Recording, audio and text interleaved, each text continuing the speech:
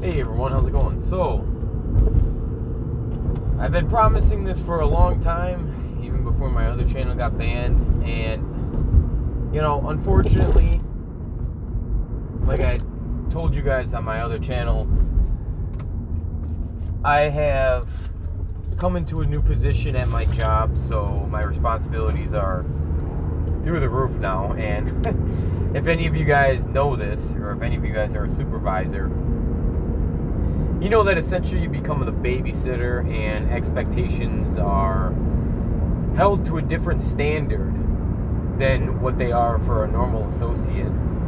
So I've been just really busy with work, and even like today I've got a lot of stuff to do outside of work, so it's it's pretty hard to do the amount of research that I normally have done, but I feel like it's mainly because I haven't just set out a schedule and just stuck to it as much as I possibly could.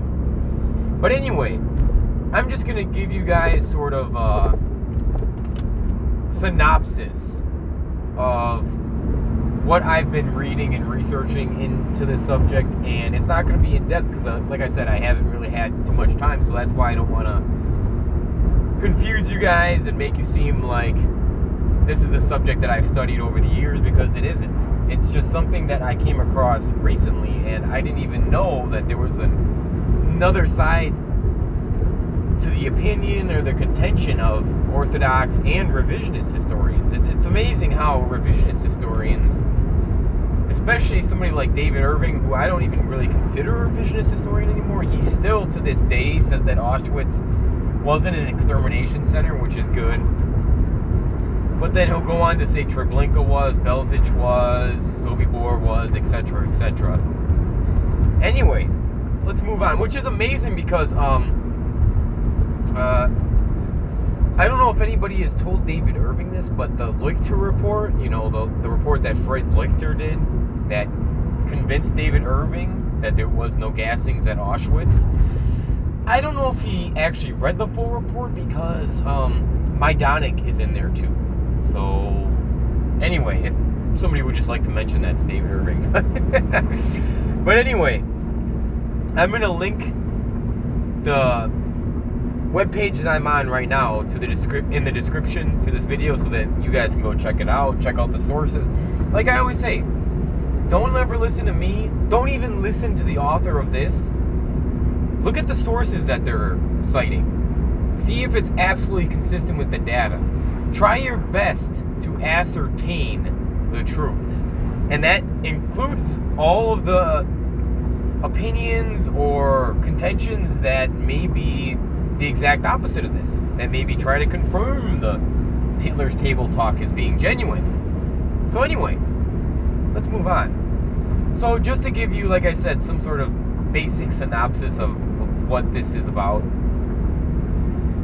Hitler's Table Talk was ostensibly written down by technically 3 people, well 4 if you want to include Bormann himself, but the majority of it was supposedly, ostensibly, written down by 2 of Bormann's aides, and I don't know if they were adjutants or if they were aides, but one was Heinrich Heim and the other one was Henry Picker. And the third person, who's supposedly like this sort of ghost author, if you want to consider him, just goes by the name of Muller. And then obviously Bormann himself ostensibly contributed a couple passages as well. And this was done somewhere between the time 1941 and 1945. Well, what happened was, like I don't need to even repeat myself, ostensibly. This is just the official version. But Henry Picker, one of the guys who copied down the notes, found Heinrich Heim's notes and decided to write a book in the 1950s about it. And it was only in German. And supposedly, here we go again, ostensibly, this French, I guess he was pro-National Socialist, but he wasn't actually a National Socialist. That's what people seem to get confused, especially in the mainstream history and mainstream Orthodox narrative, that Francois Gounod wasn't a National Socialist. He wasn't a card-carrying National Socialist member. He was very sympathetic to the cause, and he even, to his day, before he died, said that Hitler was a great leader and that the world would be a better place if he would have won. Obviously, if anybody, decided to sit down and have some sort of ambivalence on this subject, they would probably come to that conclusion as well, although you don't have to agree with Hitler and what Hitler believed or what even Hitler wanted to achieve. But you just have to agree that the people who beat him were some of the most evil, disgusting people in the entire world. Anyway, so this was done in the 1950s, the Mr. Picker's version, and then supposedly Francois Gounod found the Bormann-Vermake version, or Vermake, if you want to be, more proper. And for those of you who speak German, sprichst Deutsch, obviously you understand what that means. That's just a fancy way of saying Bormann's notes. And this was the only German version supposedly around that anybody can find. And this is the version that David Irving himself, Sir David John Caldwell Irving, attested to and said that they're completely authentic. Well, if you guys don't know who Dr. Richard Carrier is, obviously I don't agree with Richard Carrier's overall ideology. He's a staunch atheist. He spent most of his life trying to go through and debunk the authenticity of Jesus, and he's one of those people who don't believe that Jesus himself actually existed as a person, even as a historical figure. But anyway, he did some research into this, and it turns out that all of these notes were taken either weeks after the supposed ostensible, see, there we go again, meeting between Hitler and Heim took place, or even Picker, to sometimes even years afterward. So these are just notes that were taken from somebody's memory. It wasn't like they were sitting there and they were taking minutes of the meetings like all the other documents that we have of meetings that took place and exactly what happened, and we have multiple witnesses attesting to the credibility of it.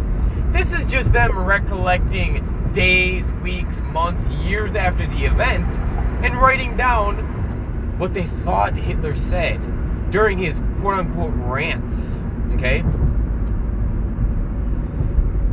So I want you guys to check this out, because like I said, there's a lot of citations in this, and there's a lot of different sources that are good, and you would appreciate it. The criticism, I don't understand why people are so against historical criticism, even if let's just say, for instance, it's something you think is absolutely absurd. Don't you think you should hear the other side? Isn't that what you do in science? There's no such thing as an absolute truth, right? There's no such thing as a standard. Because if we do start establishing standards, then that limits your ability to correct yourself and to even improve on what you believe is the standard. So it's anti-science, it's anti-philosophical, it's just completely ridiculous. It's anti-logic, but anyway, because there are certain dogmas in our contemporary times that we dare not speak out against or dare question. Think about it. How is questioning the number 6 million anti-Semitic? Anybody with a rational mind, consistent with philosophical principles, will know that that's nonsense. It's ridiculous. It's ludicrous. Questioning any historical event doesn't make you a bigot, doesn't make you a hater. But of course, certain people, certain little tribe is in control of organizations like the SPLC, the ADL, and you literally go to the ADL's website and they say their main mission is protect the Jewish people. But they call themselves the Anti-Defamation League. Why don't they call themselves criminals who persecute others who question Judaism or Jewish beliefs or Jewish beliefs on history? Of course not, because that would be too honest, right? That would be too upfront. So anyway,